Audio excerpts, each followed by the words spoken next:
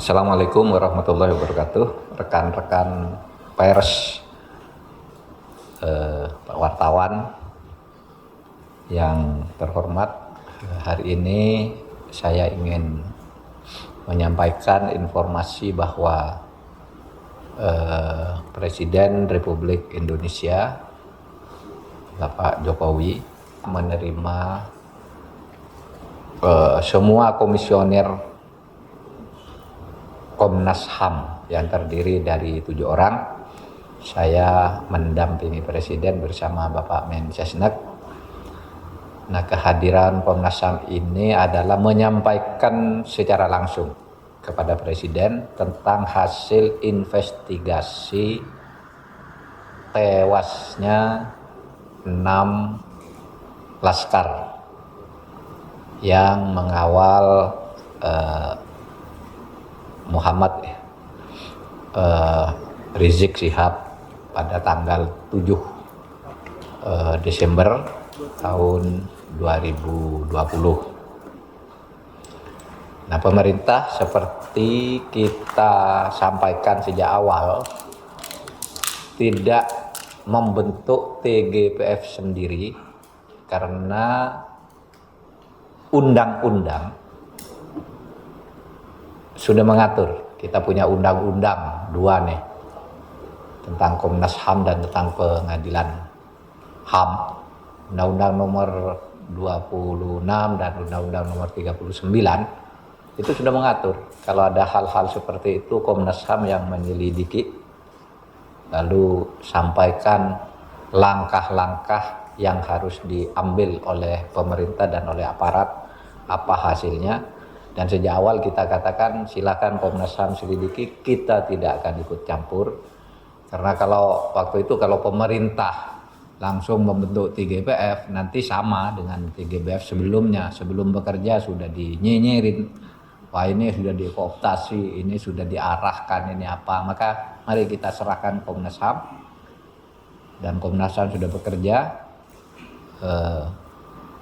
dengan sepenuh-penuhnya dan hasilnya sudah diumumkan hari Jumat kemarin kepada masyarakat.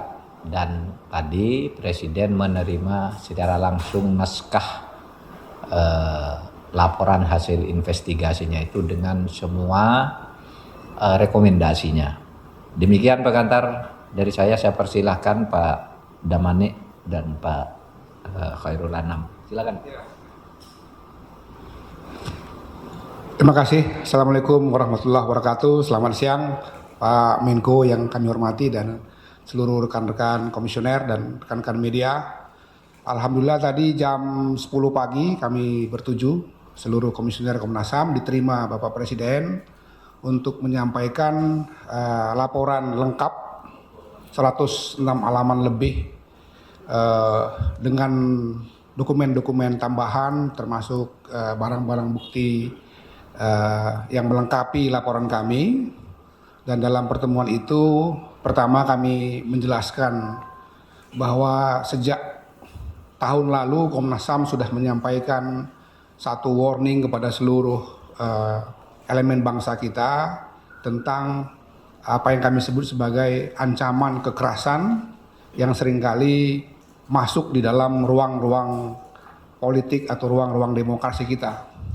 Itu yang tadi kami mengawali ya. Jadi apa yang terjadi pada 7 Desember yang lalu sebetulnya adalah satu rangkaian panjang di mana politik kekerasan sudah mulai menghantui atau membayangi demokrasi kita. Dan karena itu kami sampaikan Komnas sangat peduli dan berharap seluruh pihak terutama pemerintah memperhatikan dan melakukan langkah-langkah yang sistematis, terukur, terpadu dengan semua elemen supaya demokrasi kita berjalan dengan penuh kedamaian tanpa ada langkah-langkah kekerasan.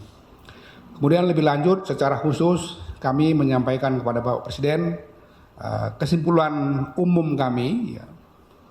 Tentu nanti Bapak Presiden bisa mempelajari dengan timnya laporan yang lebih lengkap, tapi secara umum kami jelaskan ada satu proses di mana Laskar FPI memang melakukan satu langkah yang kami sebut sebagai menunggu aparat kepolisian, dan dalam proses itu sesungguhnya sebetulnya rombongan kendaraan Muhammad Rizik Syihab dan keluarga sudah jauh berada di depan, tetapi kemudian di belakang ada kendaraan dari Laskar FPI yang kemudian berserempetan. Kemudian setelah itu timbul aksi tembak menembak, 2 meninggal dunia, dan setelah itu ada 4 orang anggota Laskar FPI yang kemudian juga ditemukan meninggal. Kami dari seluruh investigasi kami yang hampir 1 bulan lebih kami lakukan dengan kecermatan yang penuh, dengan didukung data-data, fakta-fakta, bukti-bukti, dengan juga ahli-ahli yang kami datangkan, itu kemudian kita menyimpulkan ada indikasi apa yang kami sebut sebagai unlawful killing terhadap 4 orang itu. Lebih lanjut kami juga menyampaikan bahwa sebagaimana sinyalemen di luar banyak beredar bahwa ini dikatakan atau diasumsikan sebagai pelanggaran HAM yang berat, kami tidak menemukan indikasi ke arah itu, karena untuk disebut sebagai pelanggaran HAM yang berat tentu ada indikator, ada kriteria, misalnya ada satu desain operasi, ada satu perintah yang terstruktur, terkomando, dan lain-lain, termasuk juga indikator repetisi, perulangan kejadian, dan lain-lain. Itu tidak kita temukan, dan karena itu memang kami berkesimpulan ini merupakan satu pelanggaran HAM karena ada nyawa yang dihilangkan, dan untuk selanjutnya kami rekomendasikan agar dibawa ke peradilan pidana untuk membuktikan apa yang kita indikasikan sebagai unlawful killing. Komnas tentu berharap nanti ada satu proses hukum yang akuntabel, transparan, seluruh publik bisa menyaksikannya. Nah, peradilan itulah nanti kemudian yang bisa memutuskan apa yang sungguh-sungguh diyakini sebagai suatu kejadian peristiwa hukum tersebut. Ini tadi kami sampaikan.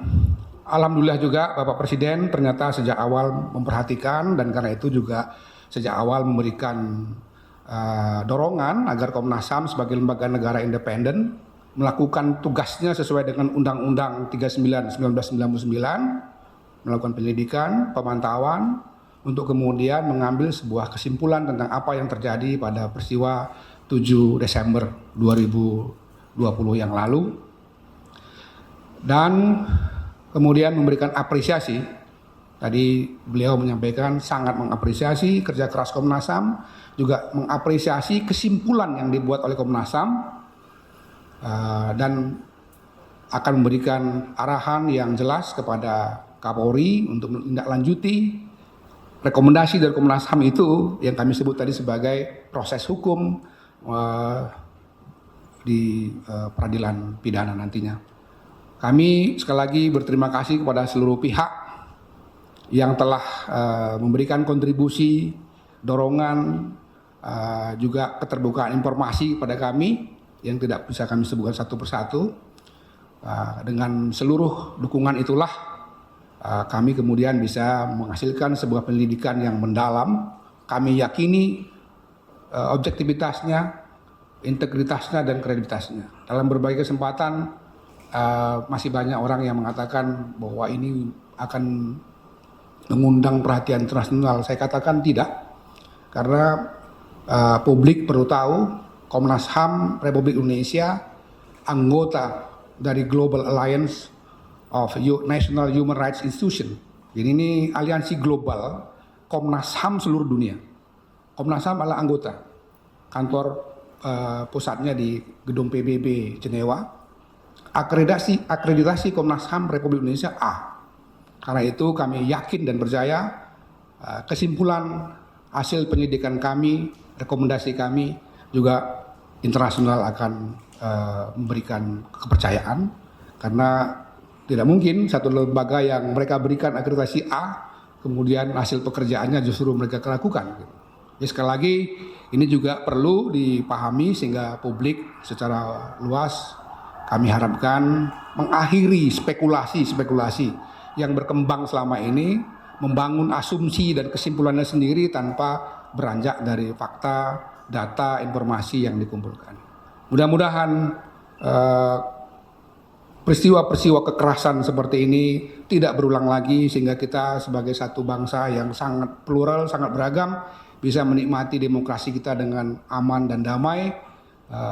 Siapapun yang kemudian nanti dalam kontestasi politik biasa ada yang hari ini menang, besok mungkin yang lain lagi.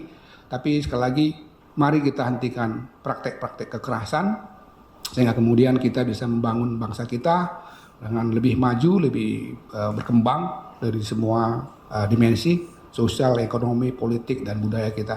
Sekali lagi terima kasih kepada seluruh pihak, pada Pak Menko yang sudah bersedia juga menjadi tuan rumah konferensi pers kita pada siang ini, dan tentu saja terima kasih saya atas nama Komnas HAM pada media yang sudah bersusah payah selalu mengikuti perkembangan, kepada tim Pak Anam dan anggota-anggotanya serta seluruh komisioner. Sebagai ketua saya bangga karena 7 orang komisioner ini selalu satu suara di dalam menjalankan tugas-tugas penyelidikan dan pemantauan khususnya untuk kasus peristiwa 7 Desember yang lalu. Terima kasih. Assalamualaikum warahmatullahi wabarakatuh.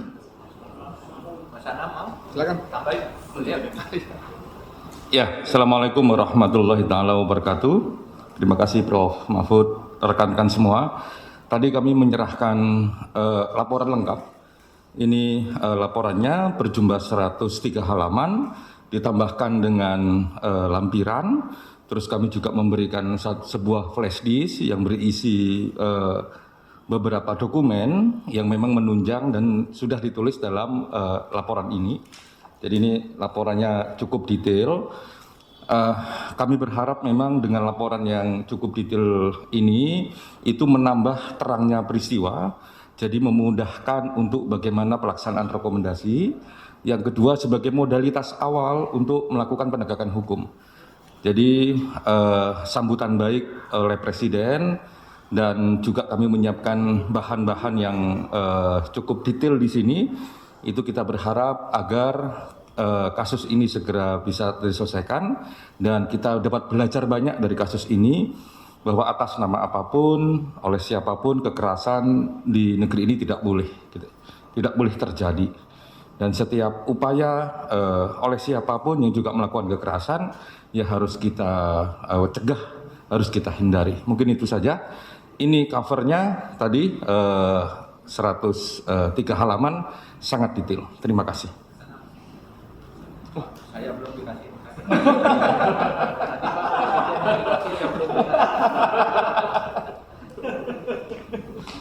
Baik, saudara, demikian tadi. Jadi kesimpulannya tadi Presiden sesudah bertemu lama dengan beliau-beliau bertujuh ini, lalu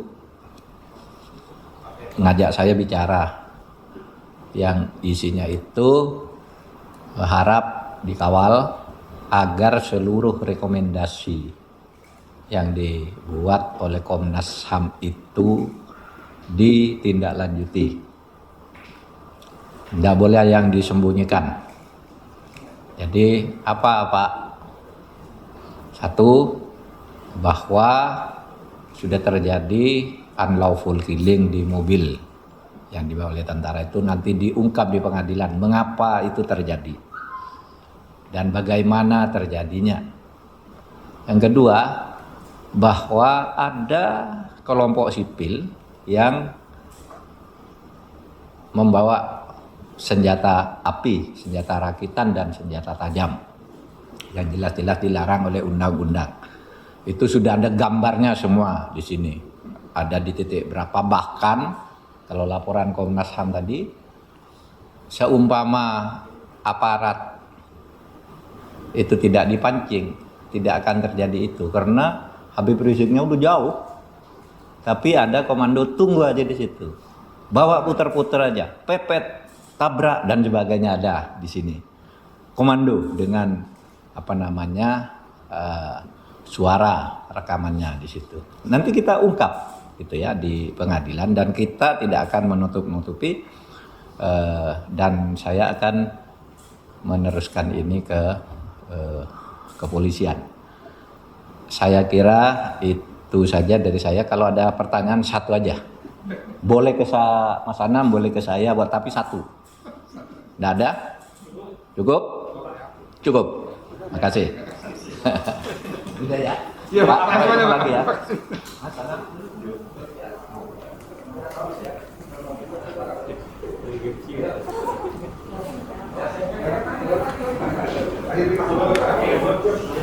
Pak.